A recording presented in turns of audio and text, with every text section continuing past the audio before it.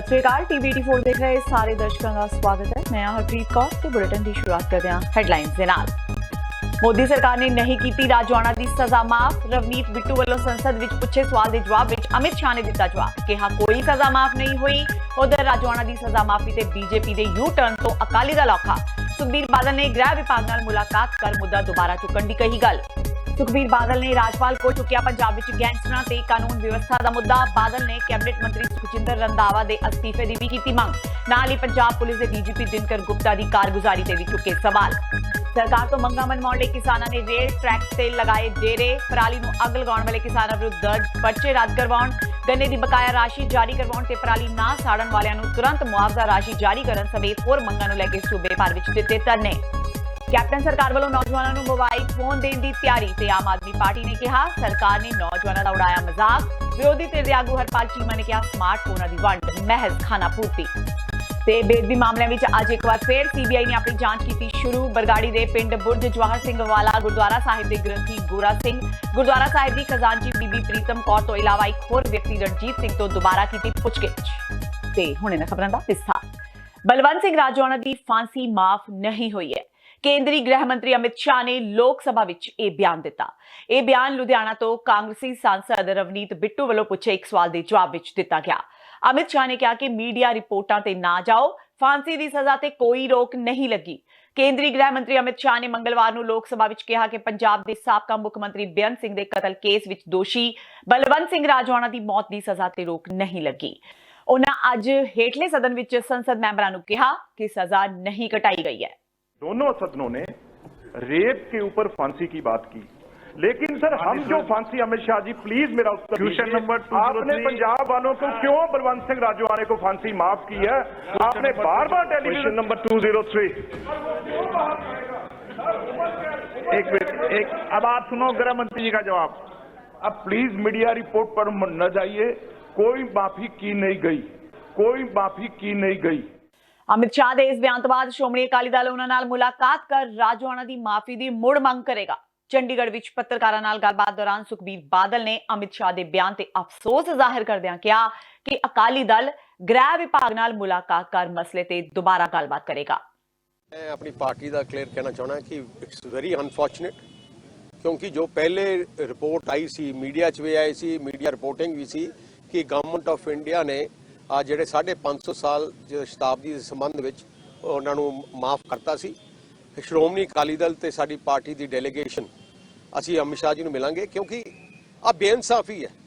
ਇੱਕ ਬੰਦਾ 30 ਸਾਲ ਬਗੈਰ ਪੈਟਰੋਲ ਤੇ ਤੁਸੀਂ ਜੇਲ੍ਹ 'ਚ ਰੱਖਿਆ 30 ਸਾਲ ਤੇ ਤੁਸੀਂ ਉਹਦੇ ਬਾਅਦ ਦੂਜੇ ਜਿਹੜੇ ਪੰਜਾਬ ਪੁਲਿਸ, ਪੰਜਾਬ ਦੀ ਸਰਕਾਰ ਹੈ, ਜਿਹੜੇ ਪੁਲਿਸ ਵਾਲਿਆਂ ਨੇ ਆਪਣੀ ਡਿਊਟੀ ਤੇ ਲੋਕਾਂ ਨੂੰ ਮਾਰਿਆ ਸੀ ਉਹਨਾਂ ਨੂੰ ਤਾਂ ਮਾਫ ਕਰਤਾ ਤੁਸੀਂ। ਜਿਨ੍ਹਾਂ ਨੇ 1 ਸਾਲ ਵੀ ਨਹੀਂ ਜੇਲ੍ਹ ਕੱਟੀ, ਕਿਸੇ ਨੇ 1.5 ਸਾਲ ਜੇਲ੍ਹ ਕੱਟੀ ਹੈ, ਜਿਨ੍ਹਾਂ ਨੂੰ ਉਮਰ ਕੈਦ ਹੋਈ ਹੈ ਉਹਨਾਂ ਨੂੰ ਤਾਂ ਮਾਫ ਕਰਤਾ।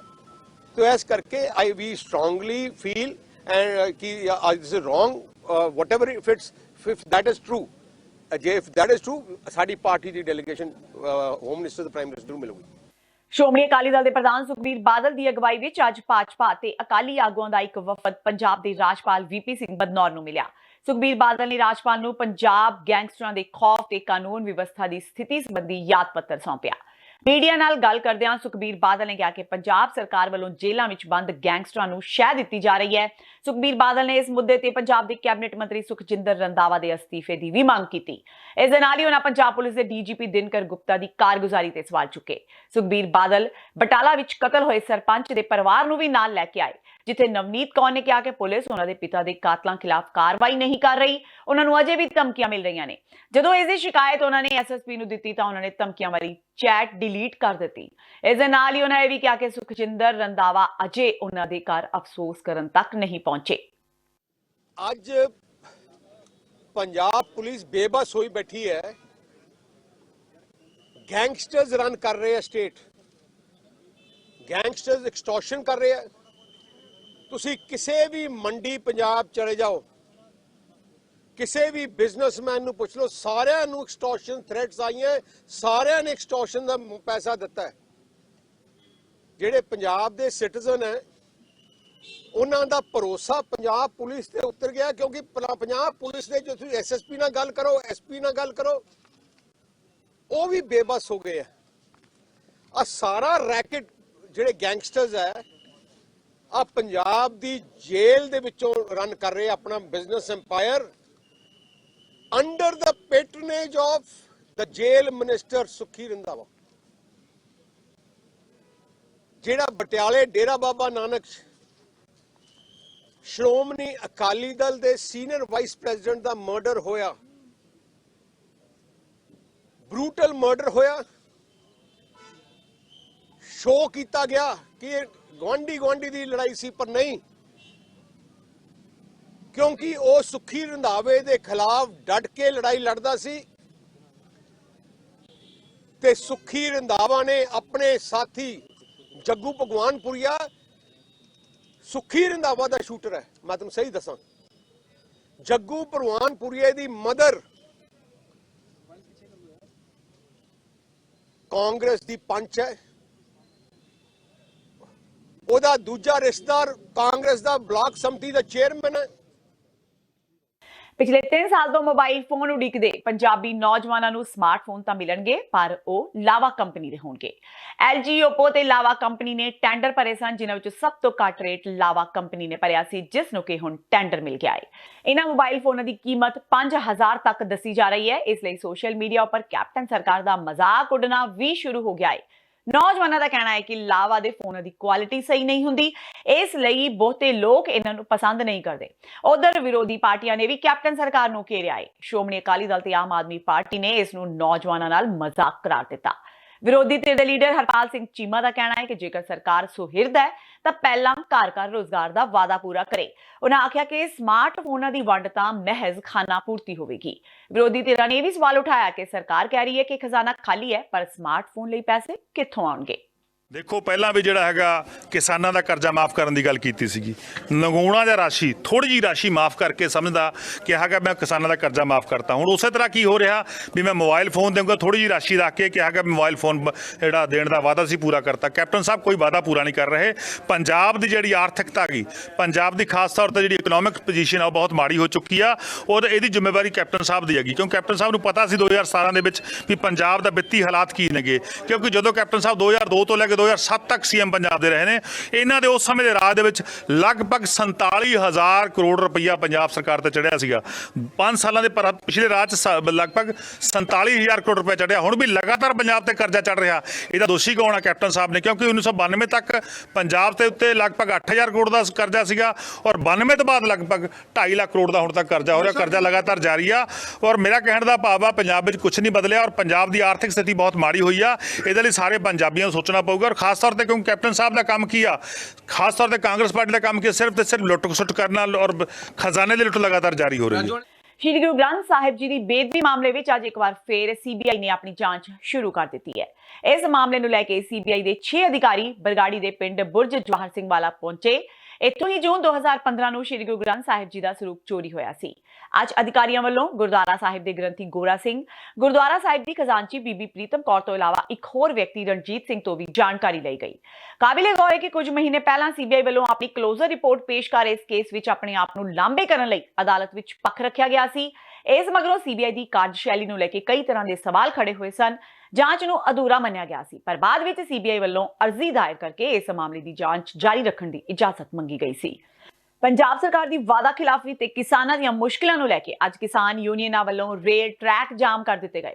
ਕਿਸਾਨ ਪਰਾਲੀ ਦਾ ਸਹੀ ਹੱਲ ਨਾ ਹੋਣ ਕਰਕੇ ਅੱਗ ਲਗਾਉਣ ਵਾਲੇ ਕਿਸਾਨਾਂ ਵਿਰੁੱਧ ਦਰਜ ਮੁਕੱਦਮਿਆਂ ਨੂੰ ਰੱਦ ਕਰਵਾਉਣ, ਗੰਨੇ ਦੀ ਬਕਾਇਆ ਰਾਸ਼ੀ ਜਾਰੀ ਕਰਵਾਉਣ ਤੇ ਪਰਾਲੀ ਨਾ ਸਾੜਨ ਵਾਲਿਆਂ ਨੂੰ ਤੁਰੰਤ ਮੁਆਵਜ਼ਾ ਰਾਸ਼ੀ ਜਾਰੀ ਕਰਨ ਦੀ ਮੰਗ ਕਰ ਰਹੇ ਨੇ। ਪੰਜਾਬ ਦੇ ਕਈ ਹਿੱਸਿਆਂ ਵਿੱਚ ਕਿਸਾਨਾਂ ਨੇ ਅੱਜ ਰੇਲਾਂ ਰੋਕ ਕੇ ਰੋਸ ਪ੍ਰਦਰਸ਼ਨ ਕੀਤਾ। ਕਿਸਾਨਾਂ ਨੇ ਜਲੰਧਰ ਅੰਮ੍ਰਿਤਸਰ ਰੇਲ ਟਰੈਕ ਤੇ ਬਿਆਸ ਕੋਲ ਧਰਨਾ ਲਾਇਆ। ਇਸ ਤੋਂ ਇਲਾਵਾ ਮਾਲਵਾ ਵਿੱਚ ਕਿਸਾਨਾਂ ਨੇ ਰੇਲਾਂ ਰੋਕੀਆਂ। ਦਰਅਸਲ ਕਿਸਾਨਾਂ ਨੇ ਆਪਣੀਆਂ ਮੰਗਾਂ ਪੂਰੀਆਂ ਕਰਵਾਉਣ ਲਈ ਰੇਲ ਟਰੈਕ ਜਾਮ ਕਰਨ ਦਾ ਐਲਾਨ ਕੀਤਾ ਸੀ। ਇਸ ਲਈ ਪੁਲਿਸ ਵੱਲੋਂ ਕਿਸਾਨਾਂ ਨੂੰ ਗ੍ਰਿਫਤਾਰ ਕਰਨ ਲਈ ਛਾਪੇਮਾਰੀ ਕੀਤੀ ਜਾ ਰਹੀ ਸੀ। ਅੱਜ ਪੁਲਿਸ ਦੀ ਗ੍ਰਿਫਤ ਤੋਂ ਬਚ ਕੇ ਫਿਰੋਜ਼ਪੁਰ ਦੇ ਕਿਸਾਨਾਂ ਨੇ ਪਿੰਡ ਬੂਟੇਵਾਲਾ ਤੋਂ ਨਿਕਲਦੇ ਫਿਰੋਜ਼ਪੁਰ ਜਲੰਧਰ ਰੇਲਵੇ ਰੂਟ ਨੂੰ ਪੂਰੀ ਤਰ੍ਹਾਂ ਜਾਮ ਕਰ ਦਿੱਤਾ। ਰੋਹ ਵਿੱਚ ਆਏ ਕਿਸਾਨਾਂ ਨੇ ਸਰਕਾਰ ਨੂੰ ਵਾਅਦੇ ਮੁਤਾਬਕ ਪੂਰਾ ਕਰਜ਼ਾ ਮਾਫ ਕਰਨ ਲਈ ਕਿਹਾ। ਇਸ ਦੇ ਨਾਲ ਹੀ ਪਰਾਲੀ ਸਾੜਨ ਵਾਲਿਆਂ ਵਿਰੁੱਧ ਦਰਜ ਕੀਤੇ ਮੁਕੱਦਮੇ ਬਿਨਾਂ ਦੇਰੀ ਰੱਦ ਕਰਦਿਆਂ ਪਰਾਲੀ ਨਾ ਸਾੜਨ ਵਾਲਿਆਂ ਨੂੰ ਮੁਆਵਜ਼ੇ ਦੀ ਰਾਸ਼ੀ ਜਾਰੀ ਕਰਨ ਦੀ ਮੰਗ ਰੱਖੀ। ਰੋਹ ਵਿੱਚ ਆਏ ਕਿਸਾਨਾਂ ਨੇ ਸਪਸ਼ਟ ਕੀਤਾ ਕਿ ਸੂਬੇ ਦੀ ਕਾਂਗਰਸ ਸਰਕਾਰ ਨੇ ਚੋਣਾਂ ਤੋਂ ਪਹਿਲਾਂ ਕਿਸਾਨਾਂ ਦੇ ਪੂਰੇ ਕਰਜ਼ਿਆਂ ਦੀ ਮਾਫੀ ਦਾ ਐਲਾਨ ਕੀਤਾ ਸੀ, ਪਰ ਅਜੇ ਤੱਕ ਜਿੱਥੇ ਕਿਸਾਨਾਂ ਦੇ ਪੂਰੇ ਕਰਜ਼ੇ ਮਾਫ ਨਹੀਂ ਹੋਏ, ਉੱਥੇ ਖੰਡ ਮਿੱਲਾਂ ਵੱਲ ਖੜੀ ਕਿਸਾਨਾਂ ਦੀ ਗੰਨੇ ਦੀ ਬਕਾਇਆ ਰਾਸ਼ੀ ਤੋਂ ਵੀ ਕਿਸਾਨ ਮੁਹਤਾਜ ਹੋਏ ਪਏ ਨੇ। ਕੋਈ ਕਿਸਾਨ ਜਾਂ ਮਜ਼ਦੂਰ ਦੀਆਂ ਮੰਗਾਂ ਨਹੀਂ ਹੁੰਦੀਆਂ, ਇਹ ਜੋ ਸਰਕਾਰਾਂ ਆਉਂਦੀਆਂ ਨੇ ਮੈਨੀਫੈਸਟੋ ਜਾਰੀ ਕਰਦੀਆਂ ਨੇ, ਉਹਦੇ ਵਿੱਚ ਜੋ ਵਾਅਦੇ ਪੂਰੇ ਕਰਦੀਆਂ ਨੇ, ਕਿਸਾਨ ਤੇ ਮਜ਼ਦੂਰ ਉਹ ਹੀ ਵਾਅਦੇ ਇਹਨਾਂ ਤੋਂ ਪੂਰੇ ਕਰਾਉਣਾ ਚਾਹੁੰਦਾ ਹੈ। ਇਹ ਜਿਹੜਾ ਮੈਨੀਫੈਸਟੋ ਹੈ ਨਾ, ਮੇਰੇ ਹਿਸਾਬ ਨਾਲ ਇਹਨੂੰ ਵੀ ਇੱਕ ਲੀਗਲ ਡਾਕੂਮੈਂਟ ਮੰਨਿਆ ਜਾਣਾ ਚਾਹੀਦਾ ਹੈ। ਜੋ ਸਰਕਾਰਾਂ ਸਾਡੇ ਨਾਲ ਫਰਾਡ ਕਰਦੀਆਂ ਨੇ, ਇਹਨਾਂ ਤੇ ਵੀ ਪਰਚਾ ਦਰਜ ਹੋਣਾ ਚਾਹੀਦਾ। ਕਿਹੜੀਆਂ ਮੰਗਾਂ ਹੈਗੀਆਂ ਸਾਡੀਆਂ ਸਭ ਤੋਂ ਮੰਗਾਂ ਇਹੀ ਆ ਜੀ, ਸਾਨੂੰ ਸਵਾਮੀਨਾਥਨ ਰਿਪੋਰਟ ਆ ਜਿਹੜੀ ਉਹ ਲਾਗੂ ਹੋਣੀ ਚਾਹੀਦੀ ਆ। ਨਰਿੰਦਰ ਮੋਦੀ ਜੀ 2014 ਦੇ ਵਿੱਚ ਮੇਨ ਕਰਕੇ ਇਸੇ ਕਰਕੇ ਆਏ ਸੀ ਕਿ ਮੈਂ ਸਵਾਮੀਨਾਥਨ ਰਿਪੋਰਟ ਆ ਜਿਹੜੀ ਲਾਗੂ ਕਰਾਂਗਾ, ਪਰ ਇਹ ਅੱਜ 6 ਸਾਲ ਹੋ ਗਏ ਆ, ਉਹ ਜਿਹੜੀ ਰਿਪੋਰਟ ਲਾਗੂ ਨਹੀਂ ਹੋਈ। ਜੇ ਸਾਨੂੰ ਫਸਲ ਦਾ ਸਹੀ ਰੇਟ ਮਿਲ ਜਾਵੇ, ਸਾਡੇ ਕਿਸਾਨ ਜਿਹੜਾ ਖੁਸ਼ਹਾਲ ਹੋ ਜਾਊਗਾ, ਦੇਸ਼ ਸਾਡਾ ਖੁਸ਼ਹਾਲ ਹੋ ਜਾਊਗਾ, ਨੌਜਵਾਨ ਖੁਸ਼ਹਾਲ ਹੋ ਜਾਊਗਾ। ਜਿਸ ਦੇਸ਼ ਦਾ ਮਿਨਿਸਟਰ ਵਪਾਰੀ ਹੋ ਜੇ, ਉਸ ਦੇਸ਼ ਦੀ ਜਨਤਾ ਭਿਖਾਰੀ ਹੁੰਦੀ ਆ। ਜੋ ਸਾਡਾ ਪ੍ਰਧਾਨ ਮੰਤਰੀ ਆ, ਉਹ ਵਪਾਰੀ ਬਣਿਆ ਖੜਾ, ਉਹ ਕਿਸਾਨਾਂ ਦੀ ਗੱਲ ਨਹੀਂ ਕਰਦਾ, ਉਹ ਡਾਣੀ ਬਾਣੀਆਂ ਦਾ ਕਰਜ਼ਾ ਮਾਫ ਕਰਦਾ ਹੈ। ਹੋਰ ਕਿਹੜੀਆਂ ਮੰਗਾਂ? ਹੋਰ ਮੰਗਾਂ ਜੀ ਜੋ ਸਾਡੀਆਂ ਪੰਜਾਬ ਲੈਵਲ ਤੇ ਆ, ਇੱਕ ਕੈਪਟਨ ਅਮਰਿੰਦਰ ਸਿੰਘ ਨੇ ਵਾਅਦਾ ਕੀਤਾ ਸੀ 2017 ਦੇ ਵਿੱਚ ਹਰੇਕ ਕਿਸਾਨ ਦਾ, ਆੜਤੀਏ ਦਾ, ਬੈਂਕਾਂ ਦਾ ਕਰਜ਼ਾ ਮਾਫ ਕੀਤਾ ਜਾਵੇਗਾ। ਹੋਰ ਸਾਡੀਆਂ ਮੰਗਾਂ ਨੌਜਵਾਨਾਂ ਨੂੰ ਜੋ ਰੁਜ਼ਗਾਰ ਕਿਹਾ ਸੀ ਇਹਨੇ, ਪੈਨਸ਼ਨ ਬੁਢਾਪਾ ਪੈਨਸ਼ਨ ਜਿਹੜੀ 2000 ਦੀ, ਸ਼ਗਨ ਸਕੀਮਾਂ ਦਾ, ਪਰਾਲੀ ਦਾ ਮੁੱਦਾ ਜਿਹੜਾ ਇੱਕ ਪਾਸੇ ਦਾ ਕਿਸਾਨ ਨੂੰ ਕਹਿੰਦੇ ਨੇ ਇਹ ਧੂੰਆਂ ਕਰਦਾ, ਇੱਕ ਜਿਹੜੀ ਪਰਾਲੀ ਨੂੰ ਅੱਗ ਨਹੀਂ ਲਾਉਣੀ ਚਾਹੀਦੀ। ਇੱਥੇ ਅਸੀਂ ਕਈ ਦਫ਼ਤਰ ਵੇਖੇ ਆ ਜਿੱਥੇ ਡੀਸੀ ਦਾ ਦਫ਼ਤਰ ਆ ਜਾਂ ਐਸਐਸਪੀ ਦਾ ਦਫ਼ਤਰ ਹੈ, ਉੱਥੇ ਬਾਹਰ ਜਦੋਂ ਅੱਗ ਲੱਗਦੀ ਇਹਨਾਂ ਨੂੰ ਉਹ ਨਹੀਂ ਦਿਸਦੀ, ਇਹਨਾਂ ਨੂੰ ਕਿਸਾਨ ਦੀ ਅੱਗ ਕਿਉਂ ਦਿਸਦੀ ਆ। ਜਦੋਂ ਤੱਕ ਤੁਹਾਡੀਆਂ ਮੰਗਾਂ ਨਹੀਂ ਮੰਨੀਆਂ ਜਾਂਦੀਆਂ, ਕੀ ਐਕਸ਼ਨ ਕੀ ਹੋਊਗਾ ਤੁਹਾਡਾ? ਜਿੰਨਾ ਚਿਰ ਸਾਡੀਆਂ ਮੰਗਾਂ ਨਾ ਮੰਨੀਆਂ ਗਈਆਂ ਜੀ, ਅਸੀਂ ਇੱਥੇ ਹੀ ਟਰੈਕ ਤੇ ਜਿਹੜਾ ਬੈਠੇ ਰਵਾਂਗੇ। ਤੇ ਹੁਣ ਵੇਲਾ ਹੋ ਗਿਆ ਬ੍ਰੇਕ ਦਾ। ਬਾਕੀ ਦੀਆਂ ਖਬਰਾਂ ਇਸ ਬ੍ਰੇਕ ਤੋਂ ਬਾਅਦ।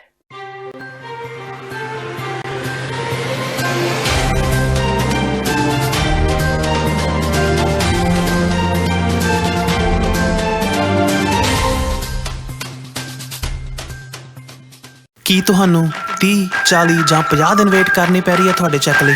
ਫਿਰ ਬ੍ਰੋਕਰਾਂ ਪਿੱਛੇ ਭੱਜਦੇ ਫਿਰਦੇ ਹੋ ਪੈਸੇ ਲਈ, ਬਹੁਤ ਜ਼ਿਆਦਾ ਟਾਈਮ ਵੇਸਟ ਹੋ ਜਾਂਦਾ ਇੱਦਾਂ ਤਾਂ। ਜੇ ਤੁਸੀਂ ਅੱਜ ਹੀ ਪੈਸੇ ਲੈਣੇ ਤਾਂ ਬੌਬਟੇਲ ਨੂੰ ਕਾਲ ਕਰੋ। ਬੌਬਟੇਲ ਤੁਹਾਡੀਆਂ ਇਨਵੌਇਸਸ ਸੇਮ ਡੇ ਫੰਡ ਕਰ ਸਕਦੇ ਹਨ for a small fee, no contract, no reserve and no hidden fees। ਅੱਜ ਹੀ ਕਾਲ ਕਰੋ ਬੌਬਟੇਲ ਨੂੰ ਤੇ ਤੁਹਾਡਾ ਪਹਿਲਾ ਮਹੀਨਾ ਫ੍ਰੀ। 410 204 2084। ਅਗੇਨ 410 204 2084।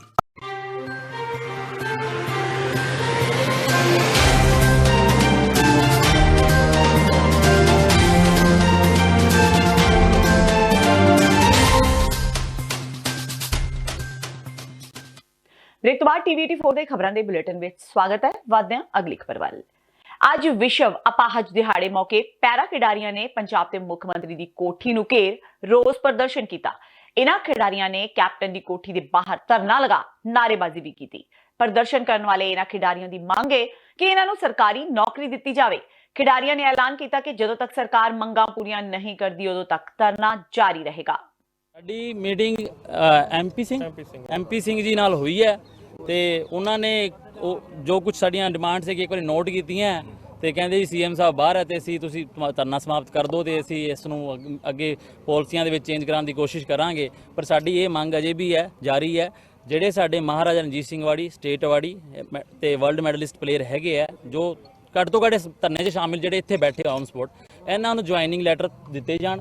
ਉਸ ਤੋਂ ਬਾਅਦ ਅਸੀਂ ਆਪਦਾ ਧਰਨਾ ਸਮਾਪਤ ਕਰਾਂਗੇ। ਅਸੀਂ ਬਹੁਤ ਸ਼ਾਂਤਮਈ ਤਰੀਕੇ ਨਾਲ ਆਪਦਾ ਧਰਨਾ ਜਾਰੀ ਕੀਤਾ ਹੋਇਆ ਸੀ ਸਾਡੇ ਸਾਰੇ ਖਿਡਾਰੀਆਂ ਨੇ। ਤੇ ਪੰਜਾਬ ਪੁਲਿਸ ਜੋ ਇਹਨਾਂ ਦੀ ਚੰਡੀਗੜ੍ਹ ਪੁਲਿਸ ਹੈ, ਇਹ ਸਾਨੂੰ ਪਰੇਸ਼ਾਨ ਕਰ ਰਹੀ ਹੈ। ਅਸੀਂ ਬਹੁਤ ਸ਼ਾਂਤਮਈ ਤਰੀਕੇ ਨਾਲ ਆਏ ਹਾਂ ਤੇ ਅੰਦਰ ਕਹਿ ਕੇ ਆਏ ਹਾਂ ਅਸੀਂ ਬਾਹਰ ਬੈਠ ਰਹੇ ਹਾਂ। ਅੰਦਰੋਂ ਸਾਨੂੰ ਕਿਹਾ ਗਿਆ ਤੁਸੀਂ ਆਪ ਆਰਾਮ ਬੈਠ ਸਕਦੇ ਹੋ, ਪਰ ਚੰਡੀਗੜ੍ਹ ਪੁਲਿਸ ਸਾਡੇ ਕੁਝ ਸਾਥੀਆਂ ਨੂੰ ਨਜਾਇਜ਼ ਤੌਰ ਤੇ ਚੱਕ ਕੇ ਲੈ ਕੇ ਗਈ ਹੈ ਬਿਨਾਂ ਮਤਲਬ। ਤੇ ਹੁਣ ਉਹ ਵੀ ਸਾਡੀ ਵੀ ਗ੍ਰਿਫਤਾਰੀ ਲੈਣੀ ਚਾਹੁੰਦੀ ਹੈ ਤੇ ਅਸੀਂ ਅੱਜ ਆਪਦੀਆਂ ਗ੍ਰਿਫਤਾਰੀਆਂ ਦੇ ਦਿੰਦੇ ਹਾਂ, ਨੋ ਪ੍ਰੋਬਲਮ। ਤੇ ਕੱਲ ਅਸੀਂ ਆਪਦੇ ਪਰਿਵਾਰਾਂ ਦੀਆਂ ਵੀ ਗ੍ਰਿਫਤਾਰੀਆਂ ਦਵਾ ਦਾਂਗੇ, ਆਪਦੇ ਬੱਚਿਆਂ ਦੀ ਵੀ ਦਵਾ ਦਾਂਗੇ, ਆਪਦੀ ਜਨਾਨੀਆਂ ਦੀ ਵੀ ਦਵਾ ਦਾਂਗੇ। ਜੇ ਚੰਡੀਗੜ੍ਹ ਪੁਲਿਸ ਸਾਨੂੰ ਅਰੈਸਟ ਕਰਨਾ ਚਾਹੁੰਦੀ ਹੈ ਤਾਂ ਕੋਈ ਪ੍ਰੋਬਲਮ ਨਹੀਂ, ਰੱਖੇ ਸਾਨੂੰ, ਨੋ ਪ੍ਰੋਬਲਮ। ਸੋ ਸਰ ਹੁਣ ਤੁਹਾਡਾ ਕੀ ਧਰਨਾ ਜਾਰੀ ਰਹੇਗਾ? ਇਹ ਹੁਣ ਦੇਖੋ ਜੀ, ਮਰਦੇ ਮਰ ਜਾਾਂਗੇ, ਨੌਕਰੀ ਲੈ ਕੇ ਜਾਣਾ ਹੈ, ਕੁਝ ਵੀ ਹੋ ਜਾਏ। ਅਸੀਂ ਰੋਜ਼ ਮੈਨੂੰ ਦੱਸੋ, ਜੇ ਨਕਲੀ ਡਿਗਰੀ ਤੇ ਔਨ ਸਪੋਟ ਡੀਐਸਪੀ ਲੱਗ ਸਕਦਾ ਹੈ, ਮੈਨੂੰ ਕਹਿਣਾ ਨਹੀਂ ਚਾਹੀਦਾ, ਸੌਰੀ, ਵੀ ਜਗਮੇਲ ਦੇ ਨਾਲ ਜੋ ਇੰਨਾ ਬੜਾ ਹੋਇਆ ਉਹਦੀ ਵਾਈਫ ਨੇ ਧਰਨਾ ਜਾਰੀ ਕੀਤਾ, ਉਹਨੂੰ ਵੀ ਆਰਡਰ ਦਿੱਤੇ। ਸੀਐਮ ਸਾਹਿਬ ਉਸ ਟਾਈਮ ਵਿਦੇਸ਼ ਹੈਗੇ ਸੀ ਨਾ, ਉਸ ਮਸਲੇ ਨੂੰ ਵੀ ਟੇਕਅਪ ਦਿਖਦਾ। ਹੁਣ ਮੈਨੂੰ ਲਾਰੇਬਾਜ਼ੀ ਨਹੀਂ ਚਾਹੀਦੀ। ਪੰਜਾਬ ਸਰਕਾਰ ਕਹਿ ਰਹੀ ਹੈ ਕਿ ਸਾਡੇ ਮੰਤਰੀ ਸਾਹਿਬ ਬਾਹਰ, ਅਸੀਂ ਕਹਿ ਰਹੇ ਸੀ ਸ਼ਾਂਤਮਈ ਤਰੀਕੇ ਨਾਲ ਬਹਿ ਜਾਾਂਗੇ, ਨੋ ਪ੍ਰੋਬਲਮ, ਪਰ ਤੁਸੀਂ ਸਾਡਾ ਜਿਹੜਾ ਹੈ ਧਰਨਾ ਲਗਾਤਾਰ ਜਾਰੀ ਰਹੇਗਾ। ਤੁਸੀਂ 2 ਦਿਨ ਚਾਹੀਦੇ, 3 ਦਿਨ ਲਓ ਸਾਡੇ, ਅਸੀਂ ਘਰੇ ਵੀ ਬੈਠੇ ਹਾਂ, ਇੱਥੇ ਵੀ ਬੈਠੇ ਹਾਂ। ਪ੍ਰਦੂਸ਼ਣ ਦੇ ਮੁੱਦੇ ਨੂੰ ਲੈ ਕੇ ਨੈਸ਼ਨਲ ਗ੍ਰੀਨ ਟ੍ਰਿਬਿਊਨਲ ਦੀ ਇੱਕ ਵਿਸ਼ੇਸ਼ ਟੀਮ ਅੱਜ ਜਲੰਧਰ ਪਹੁੰਚੀ, ਜਿੱਥੇ ਟੀਮ ਨੇ ਕਾਲਾ ਸੰਗਿਆ ਡਰੇਨ ਦਾ ਦੌਰਾ ਕੀਤਾ। ਇਸ ਮੌਕੇ ਵਾਤਾਵਰਣ ਪ੍ਰੇਮੀ ਸੰਤ ਬਲਬੀਰ ਸਿੰਘ ਸੀਚੇਵਾਲ ਵੀ ਮੌਜੂਦ ਰਹੇ। ਇਸ ਮੌਕੇ ਐਨਜੀਟੀ ਦੇ ਸਾਬਕਾ ਜਸਟਿਸ ਜਸਬੀਰ ਸਿੰਘ ਨੇ ਦੱਸਿਆ ਕਿ ਸਿਸਟਮ ਦੀ ਪੂਰੀ ਤਰ੍ਹਾਂ ਫਿਨਿਸ਼ਿੰਗ ਨਹੀਂ ਹੋ ਰਹੀ, ਜਿਸ ਵੱਲ ਪੂਰਾ ਧਿਆਨ ਦਿੱਤਾ ਜਾਵੇਗਾ। ਉਹਨਾਂ ਕਿਹਾ ਕਿ ਇਹ ਸਿਸਟਮ 45 ਸਾਲਾਂ ਤੋਂ ਖਰਾਬ ਹੈ, ਪਰ ਅੱਗੇ ਨਾਲੋਂ ਫਿਰ ਵੀ ਥੋੜੀ ਡਿਵੈਲਪਮੈਂਟ ਕੀਤੀ ਗਈ ਹੈ। ਉਹਨਾਂ ਕਿਹਾ ਕਿ ਸਰਕਾਰਾਂ ਆਪਣੇ ਪੱਧਰ ਤੇ ਪੂਰਾ ਕੰਮ ਕਰ ਰਹੀਆਂ ਨੇ ਤੇ ਲੋਕਾਂ ਨੂੰ ਵੀ ਪੂਰਾ ਸਾਥ ਦੇਣਾ ਚਾਹੀਦਾ ਹੈ। ਲੋਕਾਂ ਨੂੰ ਗੰਦਗੀ ਨਹੀਂ ਫੈਲਾਣੀ ਚਾਹੀਦੀ। ਉਹਨਾਂ ਕਿਹਾ ਕਿ ਡਰੇਨ ਵਿੱਚੋਂ ਪਾਣੀ ਦੇ ਸੈਂਪਲ ਲਏ ਗਏ ਨੇ, ਜਿਨ੍ਹਾਂ ਨੂੰ ਜਾਂਚ ਲਈ ਭੇਜਿਆ ਜਾਵੇਗਾ ਤੇ ਆਉਣ ਵਾਲੇ ਦਿਨਾਂ ਵਿੱਚ ਐਕਸ਼ਨ ਵੀ ਸਖਤ ਲਿਆ ਜਾਵੇਗਾ। ਦੱਸਣਯੋਗ ਹੈ ਕਿ ਐਨਜੀਟੀ ਵੱਲੋਂ ਸਰਕਟ ਹਾਊਸ ਵਿੱਚ ਕੁਝ ਕੌਂਸਲਰਾਂ ਨਾਲ ਮੀਟਿੰਗ ਵੀ ਕੀਤੀ ਜਾਵੇਗੀ। ਇਸ ਦੌਰਾਨ ਫੋਕਲ ਪੁਆਇੰਟ ਏਰੀਏ ਦੇ ਗੰਦੇ ਨਾਲੇ ਬਾਰੇ ਹਲਕਾ ਕੌਂਸਲਰ ਐਨਜੀਟੀ ਟੀਮ ਨੂੰ ਇੱਕ ਰਿਪੋਰਟ ਸੌਂਪਣਗੇ। ਲਾਅ ਦੀ ਕੰਪਲਾਈਂਸ ਹੈ ਕਿ ਨਹੀਂ ਹੈ, ਅਸੀਂ ਇਹ ਦੇਖਣ ਵਾਸਤੇ ਆਏ ਹਾਂ। ਅਸੀਂ ਵਿਜ਼ਿਟ ਕਰਾਂਗੇ ਵੱਖਰੀਆਂ ਪਲੇਸਿਸ ਜਿੱਥੇ ਕਿਤੇ ਸਾਨੂੰ ਲੱਗਾ ਕਿ ਲਾਅ ਦੀ ਕੰਪਲਾਈਂਸ ਨਹੀਂ ਹੋ ਰਹੀ, ਵਾਟਰ ਐਕਟ ਦੀ, 에ਅਰ ਐਕਟ ਦੀ, ਦੂਸਰੇ ਐਕਟਸ ਦੀ, ਅਸੀਂ ਉੱਥੇ ਐਕਸ਼ਨ ਪ੍ਰਪੋਜ਼ ਕਰਾਂਗੇ ਐਨਜੀਟੀ ਵੱਲੋਂ ਔਰ ਪੋਲਿਊਸ਼ਨ ਕੰਟਰੋਲ ਬੋਰਡ। ਸਰ, ਜਿੱਦਾਂ ਕਿ ਪਹਿਲਾਂ ਐਕਸ਼ਨ ਲਿਆ ਗਿਆ ਸੀਗਾ, ਕਾਫੀ ਇੰਡਸਟਰੀ ਨੂੰ ਬੰਦ ਕੀਤਾ ਗਿਆ, ਲੈਦਰ ਇੰਡਸਟਰੀ ਨੂੰ, ਉਸ ਬਾਬਤ ਤੁਸੀਂ ਇਨਕੁਆਇਰੀ ਦੁਬਾਰਾ ਕਰੋਗੇ? ਉਹ ਬੰਦ ਹੈ, ਜਿੰਨੀ ਦੇਰ ਤੱਕ ਉਹ ਕੰਪਲਾਈਂਸ ਨਹੀਂ ਕਰਦੇ ਬੰਦ ਰਹੇਗੀ। ਤੇ ਕਿਸ ਤਰ੍ਹਾਂ ਜਿਹੜੀ ਲੇਬਰ ਹੈਗੀ, ਲੇਬਰ ਕਾਫੀ ਜ਼ਿਆਦਾ ਸਫਰ ਕਰ ਰਹੀ ਹੈ। ਦੇਖੋ, ਕਈ ਕੰਸੀਕੁਐਂਸਿਸ ਤਾਂ ਹੋਣਗੇ, ਹਰ ਇੱਕ ਚੀਜ਼ ਦੇ ਕੰਸੀਕੁਐਂਸ ਹੋਣਗੇ। ਲੇਬਰ ਉਹਨਾਂ ਨੂੰ ਪ੍ਰੈਸ ਕਰੇ ਕਿ ਤੁਸੀਂ ਕੰਪਲਾਈਂਸ ਕਰੋ। ਅਗਰ ਈਟੀਪੀ ਲਾ ਲੈਣਗੇ, ਈਟੀ ਪ੍ਰੋਪਰਲੀ ਚੱਲੇਗਾ ਤੇ ਉਹ ਖੁੱਲ ਜਾਣਗੀਆਂ ਫੈਕਟਰੀਆਂ। ਅਸੀਂ ਫੈਕਟਰੀ ਬੰਦ ਕਰਾਉਣ 'ਚ ਕੋਈ ਜ਼ਰੂਰੀ ਨਹੀਂ ਕਿ ਫੈਕਟਰੀ ਬੰਦ ਕਰਾਉਣੀ ਹੈ, ਕੰਪਲਾਈਂਸ ਹੋਣੀ ਚਾਹੀਦੀ ਹੈ। ਗੰਦਾ ਪਾਣੀ ਬਾਹਰ ਆਏਗਾ, ਗੰਦਾ ਪਾਣੀ ਜ਼ਮੀਨ 'ਚ ਜਾਏਗਾ, ਬਿਮਾਰੀਆਂ ਫੈਲਣਗੀਆਂ ਤੇ ਸਾਨੂੰ ਉਹਦਾ ਕੁਝ ਨਾ ਕੁਝ ਤਾਂ ਕਰਨਾ ਪਏਗਾ। ਮਲੋਟ ਦੇ ਸਕਾਈ ਮਾਲ ਦੇ ਬਾਹਰ ਸ਼ਾਮ ਨੂੰ ਗੋਲੀ ਚੱਲਣ ਨਾਲ ਇਲਾਕੇ ਦੇ ਲੋਕਾਂ ਵਿੱਚ ਦਹਿਸ਼ਤ ਫੈਲ ਗਈ। ਬੀਤੀ ਰਾਤ ਮਲੋਟ ਦੇ ਸਕਾਈ ਮਾਲ ਦੇ ਬਾਹਰ ਇੱਕ ਵਿਅਕਤੀ ਉੱਤੇ ਕਈ ਰਾਉਂਡ ਫਾਇਰ ਕੀਤੇ ਗਏ। ਮ੍ਰਿਤਕ ਦੀ ਪਛਾਣ ਮਨਪ੍ਰੀਤ ਸਿੰਘ ਮੰਨਾ ਦੇ ਰੂਪ ਵਿੱਚ ਹੋਈ ਹੈ। ਮੰਨਾ ਉੱਪਰ 7 ਰਾਉਂਡ ਫਾਇਰ ਕੀਤੇ ਗਏ, ਜਿਸ ਨੂੰ ਜ਼ਖਮੀ ਹਾਲਤ ਵਿੱਚ ਹਸਪਤਾਲ ਲਿਜਾਇਆ ਗਿਆ, ਜਿੱਥੇ ਉਸਦੀ ਇਲਾਜ ਦੌਰਾਨ ਮੌਤ ਹੋ ਗਈ। ਇਸ ਘਟਨਾ ਵਿੱਚ ਇੱਕ ਹੋਰ ਨੌਜਵਾਨ ਨੂੰ ਗੋਲੀਆਂ ਲੱਗੀਆਂ, ਜੋ ਹਸਪਤਾਲ ਵਿੱਚ ਭਰਤੀ ਹੈ। ਉਸਨੇ ਜਾਣਕਾਰੀ ਦਿੰਦਿਆਂ ਦੱਸਿਆ ਕਿ 2 ਵਿਅਕਤੀ ਗੱਡੀ ਵਿੱਚ ਆਏ, ਜਿਨ੍ਹਾਂ ਨੇ ਮ੍ਰਿਤਕ ਮੰਨਾ ਤੇ ਤਾਬੜਤੋੜ ਫਾਇਰਿੰਗ ਸ਼ੁਰੂ ਕਰ ਦਿੱਤੀ ਤੇ ਇੱਕ ਗੋਲੀ ਉਸਦੇ ਪੈਰ ਵਿੱਚ ਲੱਗੀ। ਦੂਜੇ ਪਾਸੇ ਮਨਪ੍ਰੀਤ ਸਿੰਘ ਮੰਨਾ ਦੇ ਕਤਲ ਦੀ ਜ਼ਿੰਮੇਵਾਰੀ ਲਾਰੈਂਸ ਗੈਂਗ ਨੇ ਲਈ ਹੈ। ਉਹਨਾਂ ਫੇਸਬੁੱਕ ਤੇ ਪੋਸਟ ਪਾਈ ਹੈ। ਮਨਪ੍ਰੀਤ ਸਿੰਘ ਮੰਨਾ ਤੇ ਵੀ ਕਈ ਅਪਰਾਧਿਕ ਮਾਮਲੇ ਦਰਜ ਸਨ। ਮਨਪ੍ਰੀਤ ਸਿੰਘ ਮੰਨਾ ਨੇ ਸ਼੍ਰੋਮਣੀ ਅਕਾਲੀ ਦਲ ਦੇ ਦਿਆਲ ਸਿੰਘ ਕੋਲਿਆਂਵਾਲੀ ਤੇ ਜਾਨਲੇਵਾ ਹਮਲਾ ਕੀਤਾ ਸੀ। ਪਤਾ ਨਹੀਂ ਬਾਈ, ਜਿਮ ਤੋਂ ਬਾਹਰ ਨਿਕਲੇ ਸੀ, ਬਸ ਬਾਈ ਤੇ ਹਮਲਾ ਹੋ ਗਿਆ। ਕਿੰਨੇ ਜਣੇ ਸੀ? 2 ਜਣੇ ਦਿਖਿਆ ਜੀ ਮੈਨੂੰ, ਬਸ ਕਾਰ ਸੀਗੀ ਉਹਨਾਂ ਕੋਲ, ਬਰੇਜਾ। ਗੋਲੀਆਂ 20-25 ਗੋਲੀਆਂ ਚੱਲੀਆਂ। ਤੁਹਾਡੇ ਤੇ ਕੋਈ ਫਾਇਰ ਕੀਤਾ ਕਿ? ਮੇਰੇ ਤੇ ਤਾਂ ਇੱਕ ਲੱਤ ਤੇ ਹੀ ਹੈ, ਬਸ ਬਾਕੀ ਬਾਈ ਤੇ ਹੀ ਹੋਇਆ ਸਾਰੇ। ਇਹ ਵੀ ਨਹੀਂ ਪਤਾ, ਮੇਰੇ ਸ਼ਾਇਦ ਬਾਈ ਤੇ ਕੀਤਾ ਹੋਵੇ, ਮੇਰੇ ਖਹਿ ਕੇ ਵੱਜ ਗਿਆ, ਪਰ ਬਾਈ ਤੇ ਹੀ ਹੈ ਸਾਰੇ ਫਾਇਰ। ਗੱਡੀ 'ਚ ਬੈਠ ਕੇ ਸੀ? ਨਹੀਂ, ਗੱਡੀ ਬਾਰੀ ਲੋਕ ਖੋਲਿਆ, ਗੱਡੀ ਦਾ ਬਾਰੀ ਨਹੀਂ ਖੋਲਣ ਦਿੱਤੀ, ਉਹਨਾਂ ਨੇ ਫਾਇਰਿੰਗ ਸ਼ੁਰੂ ਕਰਤੀ। ਨਹੀਂ, ਓਪਨ ਹੀ ਮੂੰਹ ਸੀ, ਪਰ ਨਵੇਂ ਕੋਈ ਪਛਾਣ ਨਹੀਂ ਕਿਸੇ ਦੀ। ਪਤਾ ਹੀ ਨਹੀਂ, ਅਸੀਂ ਜਿਮ ਤੋਂ ਬਾਹਰ ਨਿਕਲੇ, ਉਹ ਸਾਹਮਣੇ ਹੀ ਆਇਆ ਬਈ। ਘਟਨਾ ਹੋਈ ਕਿੱਥੇ? ਸਕਾਈ ਮਾਲ ਜਿਮ ਨੇਸ਼ਨ ਜਿਮ ਦੇ ਬਾਹਰ। ਸਾਡੇ ਇੱਥੇ ਸਕਾਈ ਮਾਲ ਹੈ ਜਿਹੜੇ ਮਲੋਟ ਦੇ ਵਿੱਚ, ਉਹਦੇ ਚੋਂ ਬਾਹਰ ਮਨਪ੍ਰੀਤ ਮੰਨਾ ਨਾਮ ਦਾ ਇੱਕ ਜਿਹੜਾ ਸ਼ਖਸ ਸੀਗਾ, ਇਹ ਇੱਕ ਆਪਣੇ ਸਾਥੀ ਜੈਕੀ ਦੇ ਨਾਲ ਬਾਹਰ ਆਇਆ ਜਿਮ ਚੋਂ। ਜਦੋਂ ਆਪਣੀ ਕਾਰ 'ਚ ਬੈਠਣ ਲੱਗਿਆ ਤਾਂ ਇਹਦੇ ਤੇ ਜਾਨਲੇਵਾ ਹਮਲਾ ਕੀਤਾ ਗਿਆ ਹਥਿਆਰਾਂ ਦੇ ਨਾਲ। ਫਾਇਰ ਆਰਮਸ ਯੂਜ਼ ਕੀਤੇ ਗਏ ਨੇ ਤੇ ਜਿਹਦੇ 'ਚ ਜਿਹੜਾ ਮਨਪ੍ਰੀਤ ਮੰਨਾ ਹੈ ਉਹਦੀ ਡੈਥ ਹੋ ਗਈ ਹੈ ਤੇ ਜੈਕੀ ਖਤਰੇ ਤੋਂ ਬਾਹਰ ਹੈ, ਉਹਦੇ ਇੱਕ ਬੁਲਟ ਇੰਜਰੀ ਹੈ ਲੱਤ ਦੇ ਵਿੱਚ।